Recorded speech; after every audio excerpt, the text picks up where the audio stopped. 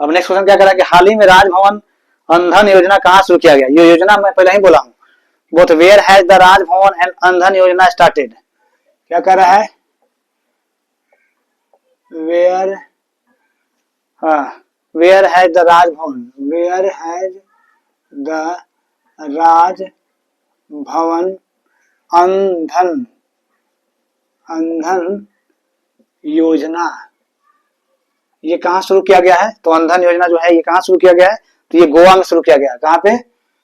गोवा में शुरू किया गया है, गोवा में शुरू हुआ है। अब ये क्या है इसके बारे में डिटेल देखते हैं थोड़ा, है ना। गोवा में अभी राजभवन अंधन योजना जो वो गोवा में शुरू किया गया है, किसने लॉन्च किया? तो केरल के राज्यपाल जो है राज्यपाल जो है केरल के कौन है? राजेंद्र विश्वनाथ अर्लेकर। पहले तो ये देखिए केरल के राज्यपाल कौन है? केरला के राज्यपाल कौन है? तो इनका क्या नाम है? इनका नाम है राजेंद्र विश्वनाथ अर्लेकर। राजेंद्र विश्वनाथ अर्लेकर, ठीक है। तो इन्होंने क्या शुरू किया है? अंधन योजना शुरू किया। कहाँ पे? गोवा में शुरू किया है, ठीक है। इसमें क्या होगा? तो गोवा के राज्यपाल पीएस श्रीधरन पिल्लई की पिल्लई क्या है, हाँ लेकर इसमें अब क्या है कि मुख्यमंत्री श्रमनिधि योजना, कुछ कुछ योजना है जो मैं बताते चल रहा हूँ आप लोग को। ये तो क्वेश्चन देख लीजिएगा आप लोग, मिटाता हूँ इसको। अब कुछ कुछ फेमस योजना है जिससे एग्जाम में अक्सर क्वेश्चन देखा जाता है, तो उसको आप लोग एक बार अच्छे से देख लीजिएगा, याद हो जाएगा, है ना। मुख्यमंत्री समृद्धि परिवार योजना, ये लीजिए, एक और योजना आ गया। तो कुछ योजनाएं मैं लिख देता हूँ, योजनाएं, यहां से क्वेश्चन आता है। ये क्या है? VVI है, ठीक है। तो कौन सा योजना पहले है? मुख्यमंत्री समृद्धि परिवार योजना, ये लीजिए फर्स्ट, मुख्यमंत्री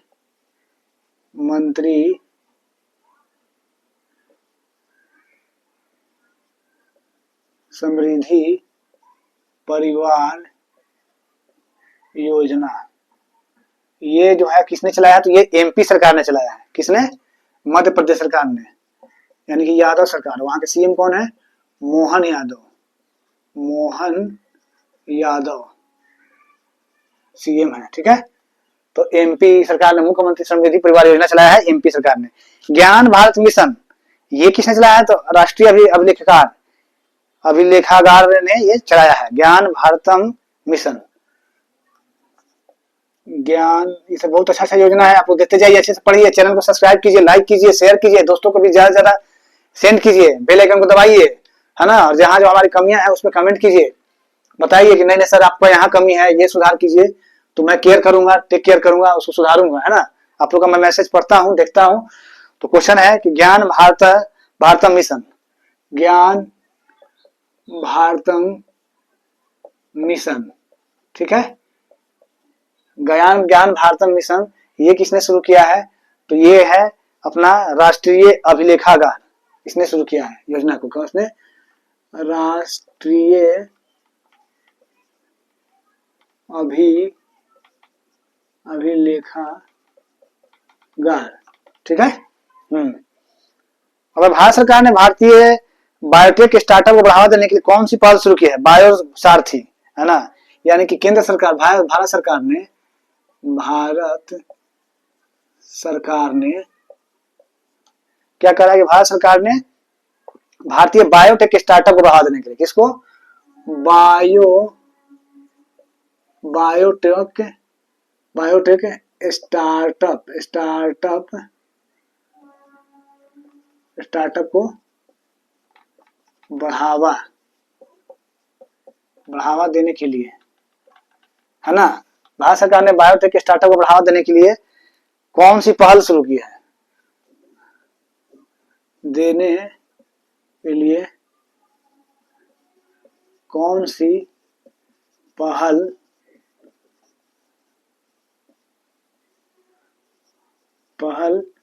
शुरू की है, ठीक है। तो बायोसारथी, क्या नाम है उसका? सारथी पहल शुरू की है। ठीक है, तो याद रखिएगा आप लोग, है ना। फिर क्वेश्चन है कि मृदा नोदी बंधन योजना किस सरकार ने, कहाँ की सरकार, कौन सा राज्य शुरू किया है? नोदी बंधन योजना, ये बहुत अच्छा क्वेश्चन आ रहा है। तब नोदी बंधन योजना ये शुरू किया है वेस्ट बंगाल में। किसने? वेस्ट बंगाल में। ठीक है, सीएम कौन है? तो ममता बनर्जी है, ममता बनर्जी है। ठीक है ना, नोदी बंधन योजना। या देखिए, मृदा स्वास्थ्य को बढ़ावा देने के लिए हर खेत हर स्वस्थ खेत, ये भी एक ट्रेंडिंग क्वेश्चन है, ये है ना। ये क्या, कौन सा क्वेश्चन है ये? तो ये ट्रेंडिंग क्वेश्चन है, इसको हम स्टार मार्किंग करते हैं। कौन सा क्वेश्चन है? हर खेत स्वस्थ खेत योजना, यानी कि हर खेत स्वस्थ खेत योजना, ये किसने शुरू किया है? हर खेत स्वस्थ, ये हरियाणा सरकार ने शुरू किया है। किसने? हरियाणा गवर्नमेंट ने शुरू किया। ठीक है, हर खेत और स्वास्थ्य खेत। अब है कि दिल्ली आयुष्मान भारत प्रधानमंत्री जन आरोग्य योजना लागू करने वाला 31वां, अच्छा, यानी कि दिल्ली ये कह रहा है कि आयुष्मान भारत प्रधानमंत्री जन आरोग्य योजना जो है, ये दिल्ली जो शुरू किया है, ये 35 नंबर का मतलब केंद्र शासित प्रदेश बन गया है।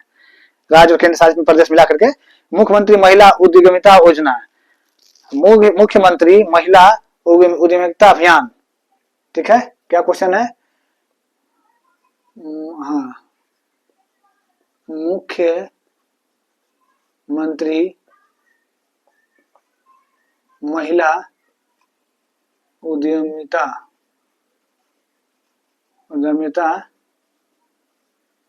अभियान किसने शुरू किया? किस राज्य ने? तो आसाम ने किया है। किसने किया है? आसाम ने। यह आसाम ने शुरू किया है, मुख्यमंत्री महिला उद्यमिता अभियान आसाम ने शुरू किया है। ठीक है, उसके बाद है फिर कि शून्य गरीबी P4 नीति, ये किसने शुरू किया है? तो शून्य गरीबी P4 नीति, ये भी अच्छा क्वेश्चन है। शून्य गरीबी P4 नीति, तो ये शुरू किया है कौन? आंध्र प्रदेश ने। किसने? किस सरकार ने शुरू किया है? तो आंध्र प्रदेश ने। ठीक है, इसका लक्ष्य जानते हैं क्या है? इसका लक्ष्य ये है कि 2047 तक राज्य में गरीबी को मिटा देना है। क्या लक्ष्य है इसका? हाँ, इसका लक्ष्य जो है,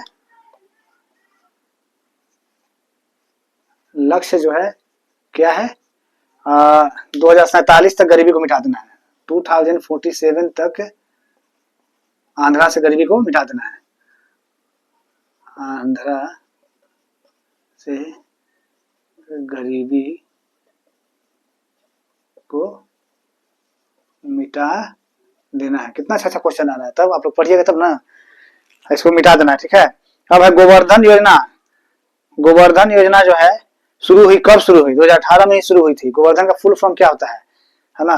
और महिला संवाद योजना एक है, महिला संवाद अभियान, ये किस राज्य सरकार ने शुरू किया है? तो महिला संवाद अभियान,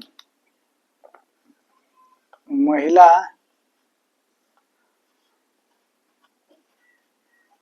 संवाद अभियान। तो महिला संवाद अभियान जो है, ये शुरू किया है किसने? तो ये किया है बिहार सरकार ने। कौन किया है? बिहार गवर्नमेंट ने किया है, नीतीश कुमार ने किया है। ठीक है, महिला संवाद योजना ये हो गया। तो गोवा के बारे में जान लीजिए क्या क्या है, थोड़ा मोड़ा 2-4 जाना है। तो ये सब अच्छा हम एक बार योजना बताते हैं। मुख्यमंत्री समृद्धि परिवार योजना एमपी सरकार ने शुरू किया है, मोहन यादव वहां के सीएम है। ज्ञान भारतम मिशन, ये किसने शुरू किया है? राष्ट्रीय अभिलेखागार ने शुरू किया है। भारत सरकार ने बायोटेक स्टार्टअप को बढ़ावा देने के लिए कौन सी पहल शुरू की है? तो बायो सारथी पहल शुरू की है। कौन सा पहल? बायो सारथी पहल शुरू की है। अब नोदी बंधन योजना जो है, ये किस राज्य सरकार ने शुरू की है? तो वेस्ट बंगाल सरकार ने शुरू किया है कौन सा योजना, नोदी बंधन योजना। फिर है हर खेत स्वास्थ्य खेत योजना जो है ये हरियाणा गवर्नमेंट ने शुरू किया है। मुख्यमंत्री महिला उद्यमिता अभियान जो है आसाम सरकार ने शुरू किया है। शून्य गरीबी P4 नीति किसने लागू की है, आंध्र प्रदेश ने। इसका लक्ष्य क्या है कि 2047 तक आंध्रा से गरीबी को मिटा देना है। और महिला संवाद अभियान जो है ये बिहार सरकार ने शुरू की। तो इतना अच्छा क्वेश्चन मैं बताया हूँ, ये सब आप लोग अच्छे से पढ़ लीजिएगा। अब गोवा के बारे में थोड़ा जान लेते हैं क्योंकि ये क्वेश्चन जो था ये गोवा से ही था। मन कीजिए, मन दोस्तों मन से पढ़िए, बिना पढ़ाई के सिवाय कोई ऑप्शन नहीं है। ना कुछ करने से अच्छा है कुछ कीजिए, ये मेरा टैगलाइन है ये। ना कुछ करने से अच्छा है कुछ किया जाए, है ना, बैठने से कुछ नहीं होगा, है ना। तो गोवा तो चलिए गोवा के बारे में बताते हैं कुछ 2-4 लाइन।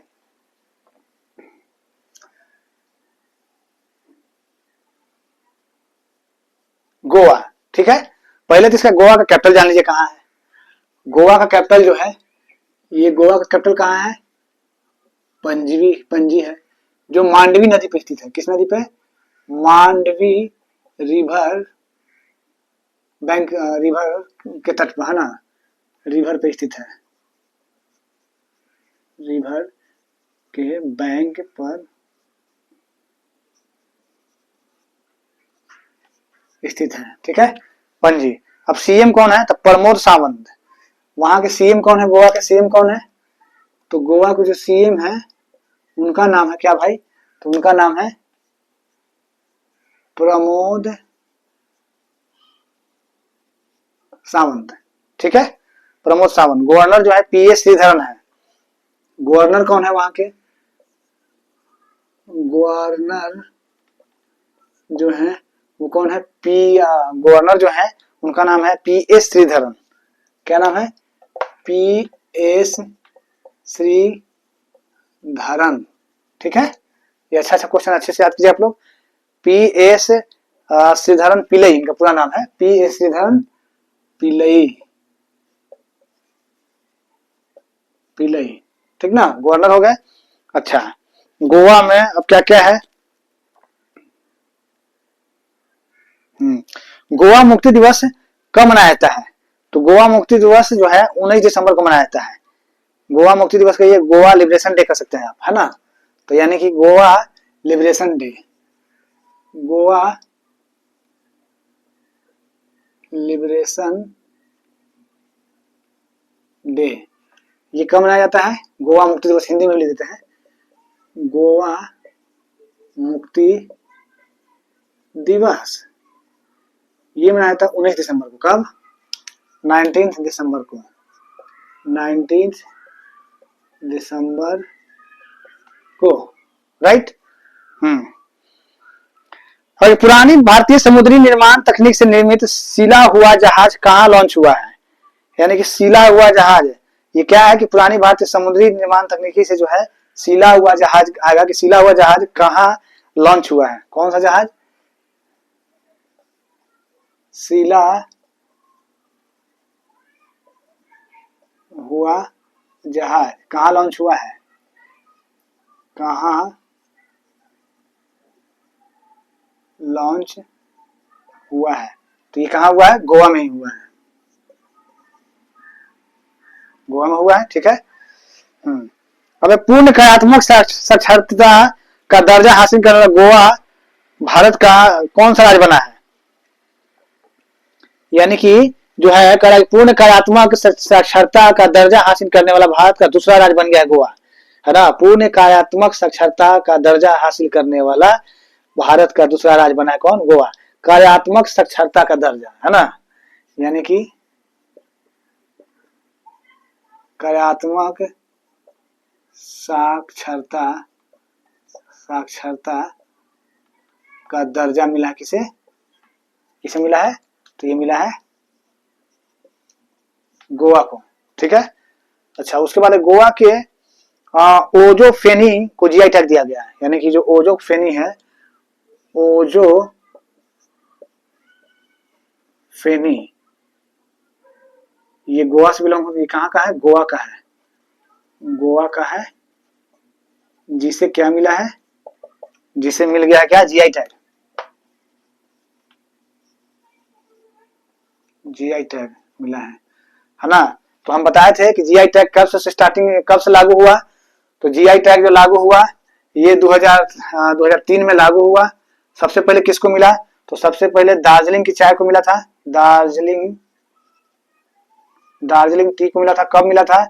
2004 से 2005 में मिला था, है ना। इसका वैलिड डेट क्या होता है? जीआई टैग का फुल फॉर्म क्या होता है? तो जीआई का फुल फॉर्म होता है जीआई का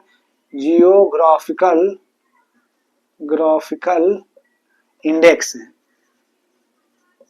है ना। इसकी वैलिडिटी कितना होता है जीआई टैग की? अगर किसी वस्तु को दिया गया तो कितना तक सीमा रहेगा उसकी वैलिडिटी? तो 10 ईयर्स है। 10 ईयर्स इसकी क्या है? वैलिडिटी है, ठीक है ना। तो ये सब इतने सारे क्वेश्चन हैं। अच्छा, तो ये गोवा के बारे में इतना चीज बताएं हम। कैपिटल कौन सा है? पणजी। और कौन से नदी पर स्थित है पणजी? तो मांडवी रिवर के बैंक पर स्थित है ये। सीएम जो है प्रमोद सावंत है। गवर्नर जो है पीएस श्रीधरन पिल्लई है। गोवा सेलिब्रेशन डे जो मनाता है 19 दिसंबर को। गोवा मुक्ति दिवस जो वही गोवा लिबरेशन डे या फिर मुक्ति दिवस कहिए 19 दिसंबर को। सिला हुआ जहाज का लॉन्च कहाँ हुआ है? तो ये जो है पुरानी भारतीय समुद्री निर्माण तकनीक से निर्मित सिला हुआ जहाज जो है ये हुआ है गोवा में ही लॉन्च हुआ है। कार्यात्मक साक्षरता का दर्जा गोवा को मिला है। गोवा जो है ये दूसरा राज्य बना है। कौन सा राज्य बना है? दूसरा राज्य, सेकंड राज्य बना है। सेकंड प्लेस पे आया है गोवा। अब ओजोफेनी जो है गोवा का है, गोवा का ही है ये ओजोफेनी। गोवा के ओजोफेनी को जीआई टैग दिया गया है। तो इतना सारा क्वेश्चन हम बताएं गोवा से, है ना। तो आप लोग अच्छे से पढ़िए, खूब अच्छा लगता है क्वेश्चन जब बढ़िया से कोई डिस्क्राइब करके बताता है ना तो अच्छे से याद होता है। और जितना हम अच्छा से बताते हैं, बहुत अच्छा अपने से मेहनत करते हैं, बताते हैं, लिखते हैं हर चीज को। अभी हाल ही में फिटेक कंपनी स्लाइस ने भारत की पहली यूपीआई संचालित बैंक शाखा कहाँ लॉन्च की है?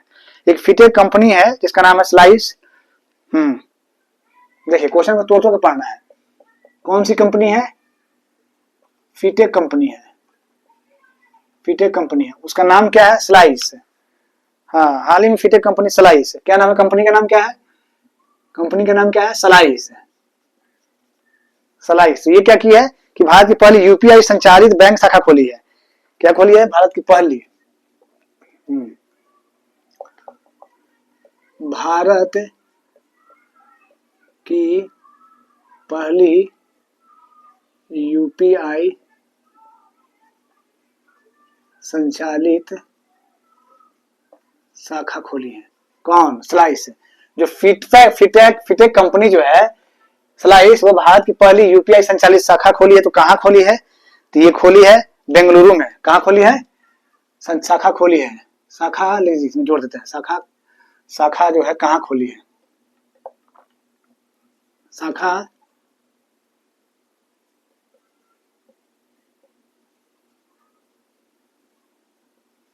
खोली है। तो खोली है कहाँ? बेंगलुरु में। बेंगलुरु में, है ना। अच्छा क्वेश्चन है ये। फिटेक कंपनी स्लाइस ने यूपीआई क्रेडिट कार्ड और यूपीआई संचालित ब्रांच को एटीएम ब्रांच और एटीएम शुरू किया है जो पूरी तरह से यूपीआई भुगतान के लिए डिजाइन किया गया है।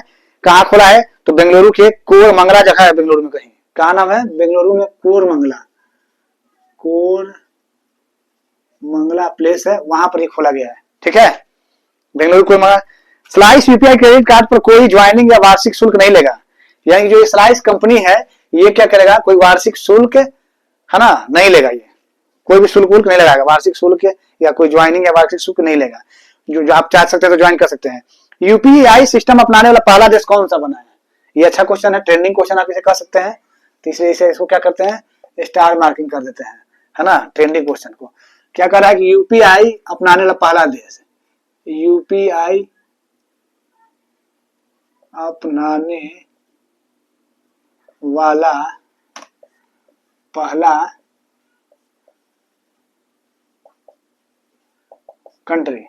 यूपीआई अपनाने वाला पहला कंट्री कौन बना है? तो नेपाल। नेपाल अपना पड़ोसी देश है ना, वही बना है,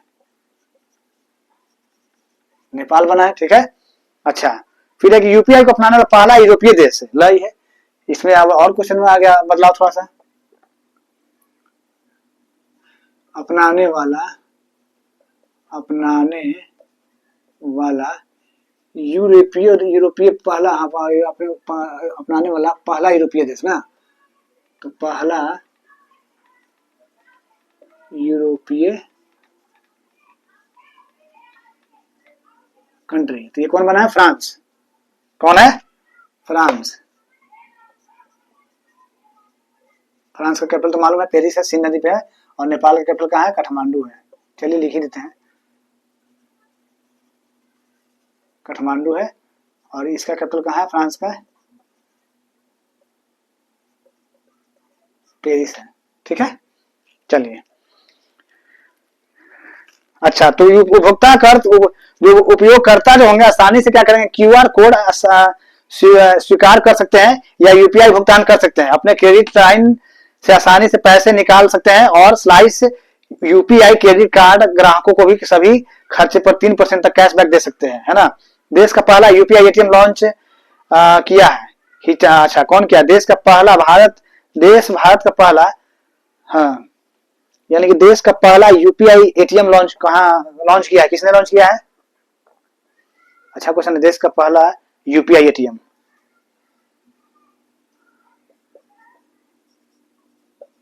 देश का पहला यूपीआई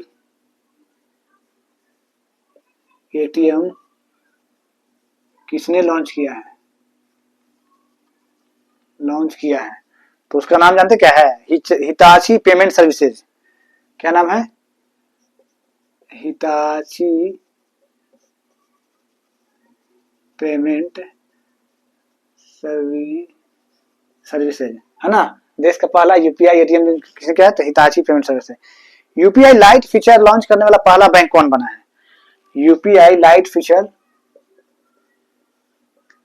यूपीआई, आराम से दोस्तों पढ़ते रहिए, मन से पढ़िए, मेहनत कीजिए, है ना। संयम रखिए, धैर्य रखिए और अपना कंटिन्यूटी रखिए। स्मार्ट वर्क करें, हार्ड वर्क ना करें, मन से पढ़ें, है ना।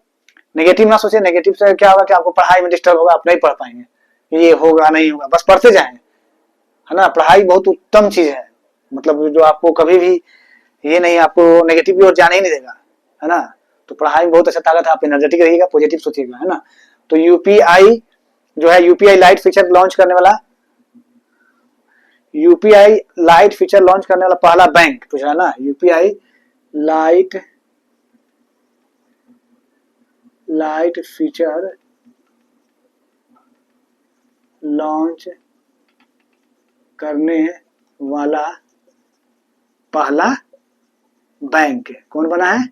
तो पीपीबी, पीएनबी नहीं, पीएनबी तो पंजाब नेशनल बैंक हो जाएगा, पीपीबी बैंक बना है। ठीक है, ठीक है, कौन सा बैंक बना है? तो एक बार क्वेश्चन बताते हैं। फिटेक कंपनी जो है, सलाइस है, वो क्या किया है कि भारत की पहली, हाँ, ये सलाइस जो है, फिटेक कंपनी जो है, सलाइस जो है, ये क्या किया है कि सलाइस कंपनी भारत की पहली यूपीआई संचालित बैंक शाखा कहाँ लॉन्च की है? तो बेंगलुरु में लॉन्च की है, ठीक ना। उसके बारे में हम सारा बताए थे। यूपीआई का फुल फॉर्म क्या होता है? Unfilled payment interface. यूपीआई का पहले फुल फॉर्म आप लोग जान लीजिए, है ना। यूपीआई का फुल फॉर्म, ठीक है, क्या है? अनफील्ड पेमेंट इंटरफेस, हाँ, पेमेंट इंटरफेस, ठीक है, इंटरफेस, है ना। यूपीआई का फुल फॉर्म क्या होता है? अनफील्ड पेमेंट इंटरफेस, ठीक है, चलिए। और क्यूआर कोड का फुल फॉर्म क्या होता है? क्यूआर कोड का क्विक रिस्पॉन्स, है ना। क्यूआर कोड का क्या होता है फुल फॉर्म? ये सब कितना अच्छा है। क्यूआर कोड का फुल फॉर्म क्या होता है? क्विक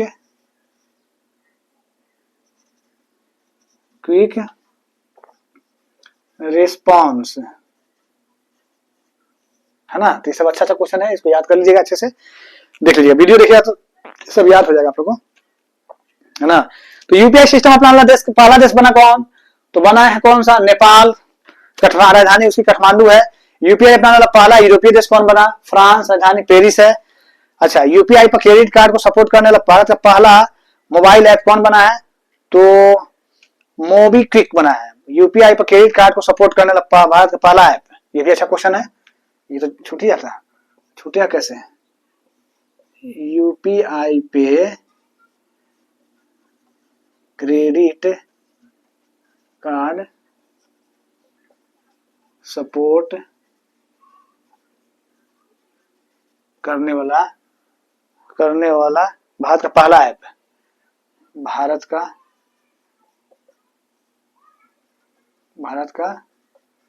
पहला ऐप, भारत का पहला ऐप कौन सा है? मोबीक्विक। क्या नाम है उसका? मोबीक्विक।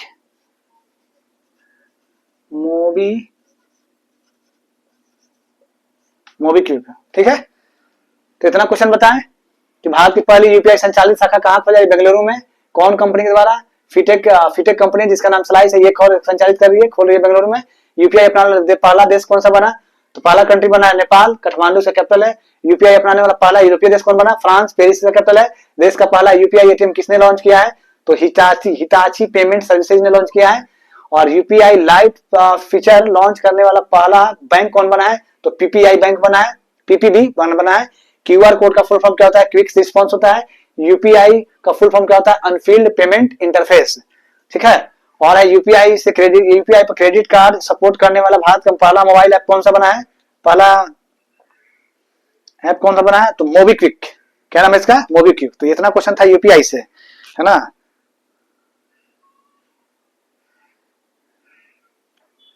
तो चलिए दोस्तों, ये सब आप लोग लिख लिए होंगे, इसको मिटाते हैं। वीडियो को देखिएगा बार बार, याद हो जाएगा आप लोग को, है ना। चैनल को सब्सक्राइब कर दीजिए, लाइक कर दीजिए और दोस्तों के बीच शेयर कर दीजिए। बेल आइकन जरूर दबाएं, है ना। अच्छा क्वेश्चन, अच्छा इसमें क्वेश्चन आपको मिलेगा एकदम बढ़िया से। एकदम एक आम लड़का इतना अच्छा से आपको बता देगा ना, हर चीज को अच्छे से मैं बता दूंगा डिफाइन करके। हाल ही में केंद्रीय कैबिनेट में नई राष्ट्रीय खेल नीति 2025 को मंजूरी दे दी गई। कहां दे दी गई है? केंद्रीय कैबिनेट में, यानी कि सेंट्रल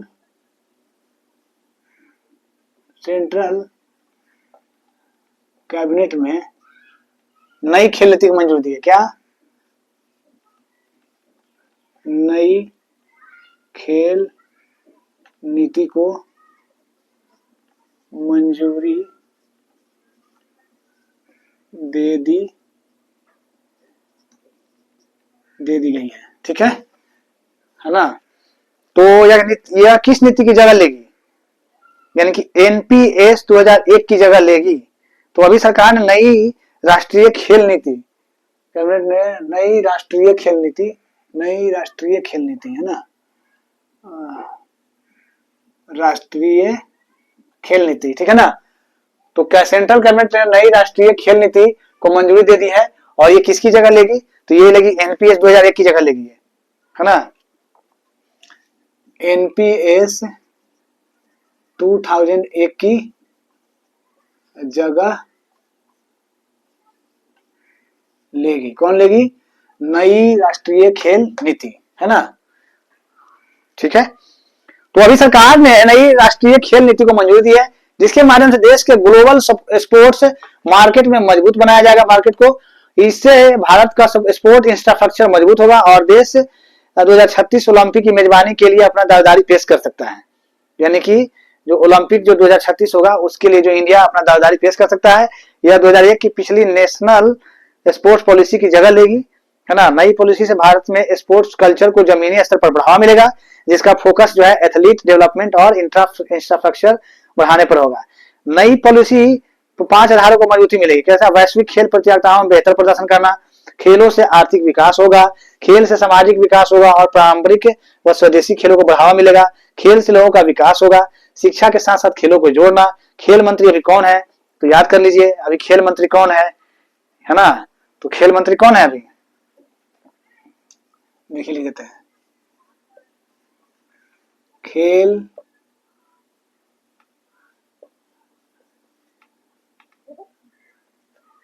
मंत्री कौन है? तो इनका नाम जानते हैं क्या है? मनसुख मांडविया। क्या नाम है? मनसुख मांडविया। मनसुख मांडविया जो है अभी खेल मंत्री है, ठीक ना। तो ये क्वेश्चन अच्छा था, आप लोग अच्छे से याद किया। हाल ही में जुलाई 2025 के लिए संयुक्त राष्ट्र सुरक्षा परिषद का अध्यक्ष कौन बना है? अरे वाह, ये तो क्वेश्चन बहुत अच्छा है। इसको दोस्तों मैं मिटाता हूं, है ना। बस याद रखिएगा कि सेंट्रल कैबिनेट में नई राष्ट्रीय खेल नीति को मंजूरी दे दी गई है। ये जगह किसका लेगा? तो एनपीएस 2001 की जगह लेगा, ठीक ना। खेल मंत्री भी कौन है? तो मनसुख मांडवीय है। ये सब क्वेश्चन आप लोग याद रखिएगा, ठीक है। अब एक और अच्छा क्वेश्चन है ना, ज्यादा बड़ा नहीं है, इसके बाद मैं वीडियो को फिर ये स्टॉप करूंगा। तो who has become the president of United nation security council for जुलाई 2025? तो हाल ही में जुलाई 2025 के लिए संयुक्त राष्ट्र सुरक्षा परिषद का अध्यक्ष कौन बना है? यानी कि संयुक्त राष्ट्र सुरक्षा परिषद का अध्यक्ष है ना, संयुक्त राष्ट्र सुरक्षा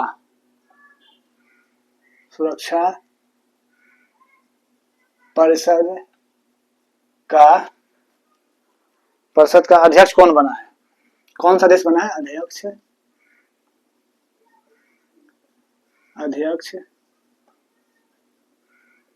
कौन सा देश बना है ना, जुलाई 2025 के लिए, यानी कि कब के लिए? जुलाई 2025 के लिए, ठीक है। तो ये कौन सा देश बना है? तो अपना ही बगल में भिखारी देश जो है, भूखा नंगा भिखारी देश जो है, वो कौन है? पाकिस्तान बना है, ठीक है। कौन सा देश बना है? पाकिस्तान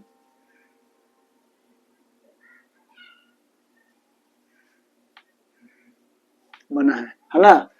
जुलाई 2025 के लिए संयुक्त राष्ट्र सुरक्षा परिषद का अध्यक्ष जो है कौन सा देश बना है? तो पाकिस्तान बना है ना। तो दोस्तों इतना क्वेश्चन मैंने बताया, है ना। तो आप लोग खुश रहिए, स्वस्थ रहिए और मस्त रहिए और पढ़ाई लिखाई करते रहिए। बेल आइकन दबाइए, लक्ष्मी को भूलिए नहीं। विशाल सिंह आपके सेवा में लगा रहेगा, हमेशा एकदम 100% तत्पर से जीके, साइंस, करंट अफेयर में पढ़ाते रहूंगा, बताते रहूंगा, है ना। लेकिन आप लोग सपोर्ट नहीं कीजिएगा, आप लोग बताइए, आएंगे ही नहीं, देखेंगे ही नहीं, सब्सक्राइब करेंगे ही नहीं, तो कैसे होगा दोस्तों? तो इसका मतलब है कि नहीं हो पाएगा फिर पढ़ाई, है ना। तो पढ़ाई आप लोग का सपोर्ट मिला तभी तो मैं लाइव आया ना। आप लोग एकदम से ये जो है मेरा जो है हौसला बढ़ता है और अच्छे से मैं बता पाता हूँ, पढ़ा पाता हूँ, समझा पाता हूँ, है ना।